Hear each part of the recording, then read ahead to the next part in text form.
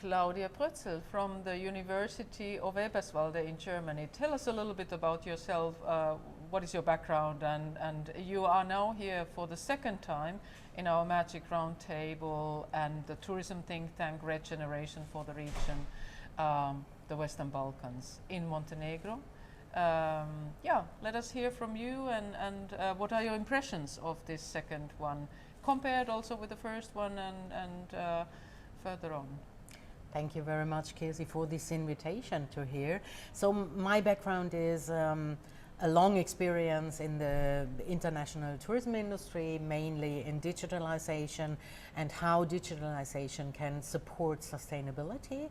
So this is mainly what I'm doing at the University of Sustainable Development in Eberswalde.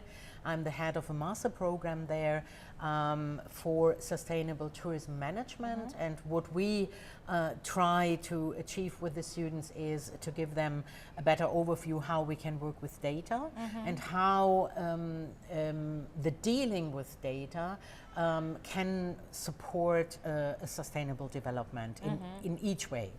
So what I think, the first time I was here 2 years ago, I experienced that all the people here are really open and are really happy to meet each other.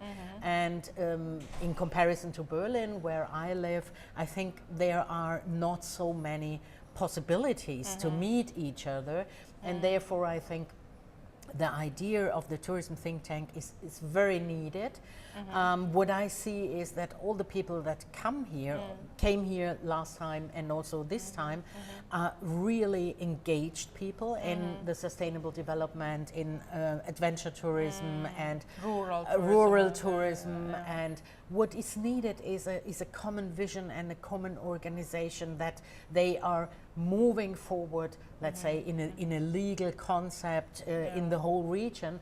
There are a lot of initiatives and everyone is very engaged, but in the end there's also, let's say, disappointment because it doesn't work out, or the politics are changing, or there's a road across a national park. Yes, something like that. I hear all these things.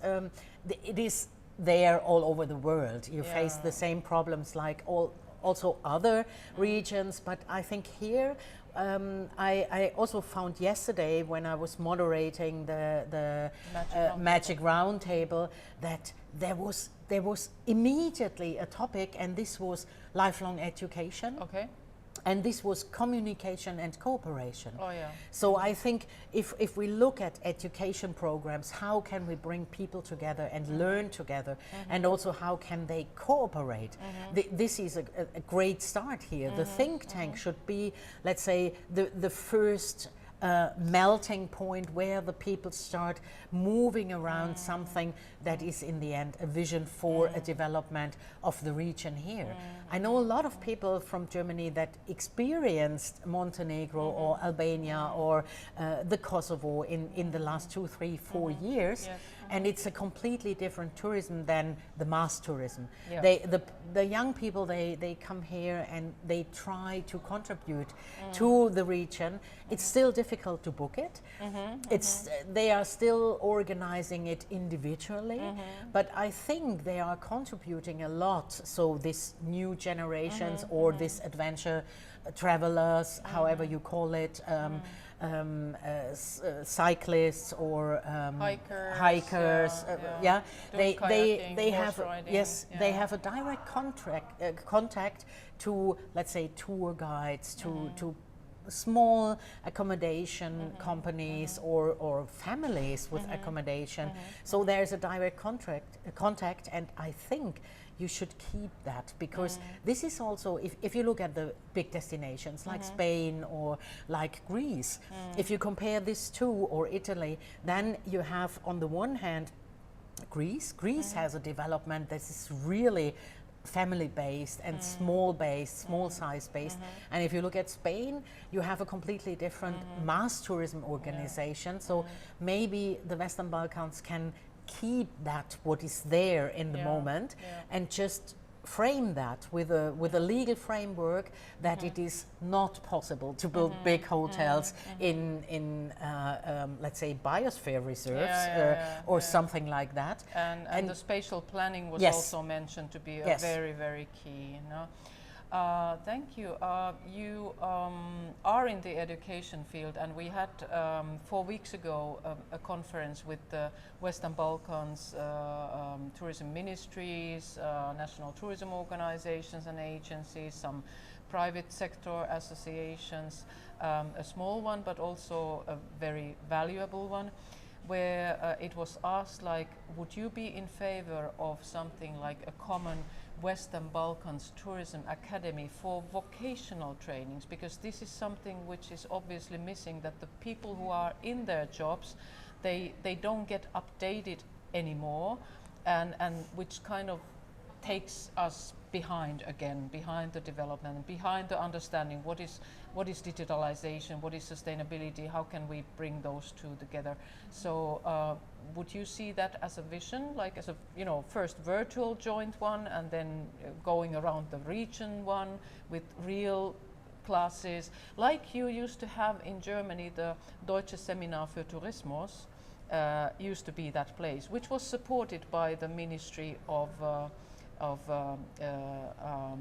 Economy back then.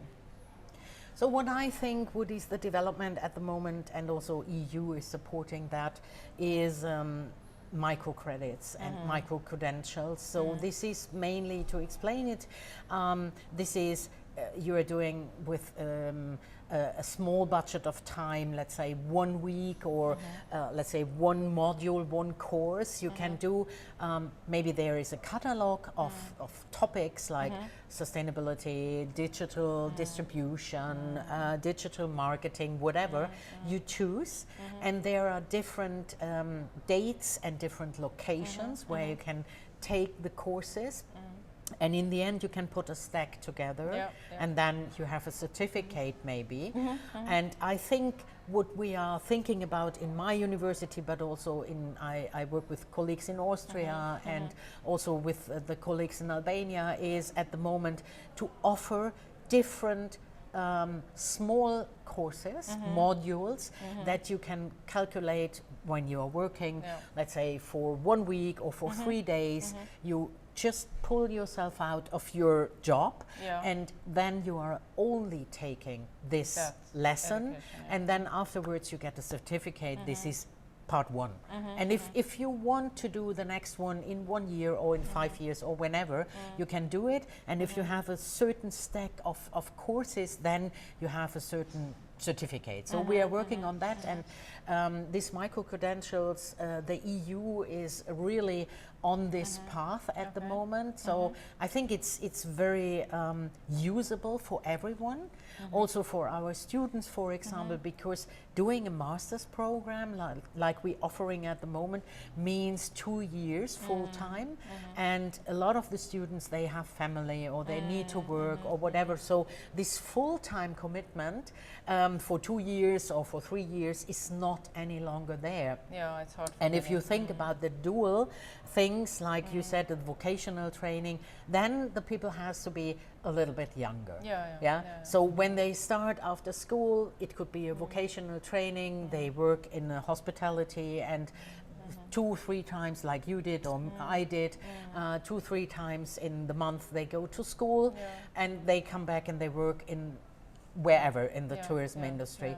But I think if we think about lifelong learning and about, let's say, people that are already in a job, or that they have a small company or a family run business, then we should think about this, let's say, training academy model, academy with micro credits, micro credentials, and then we can have different topics, let's say, in an international context, from different persons, in person, online, and whatever, and then we can put that together so that the people can have, let's say, a lifelong learning experience every year or every 2 years, however they have time. To stay updated and to stay level with their target markets, which is important. That sounds great, and I can assure that we will be in touch about this, because there in Bar in that conference, the donor organizations who have been developing programs, you know, always project-based, they understood that, hey, we have to join forces. There was USAID with their Bosnian development of education.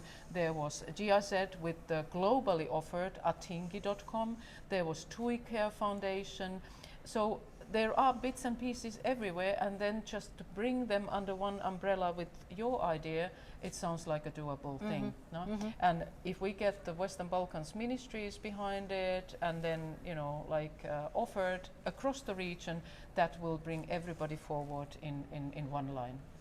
It sounds like a big process when you describe it like that. Maybe it's good to put the academia on the tablet that, for example, the universities start to support this initiative that you are talking about, and they are accredited. This means they have a certain credibility if they offer that, and this could be a work for, let's say, some discussions with the academia to put things together like that. Sounds great, and it seems also that here it's really key that the ministries of education talk with the ministries of tourism. Thank you so much, Claudia. Thank you so much for inviting me. And there will be another invitation. Thank you. Thank you very much.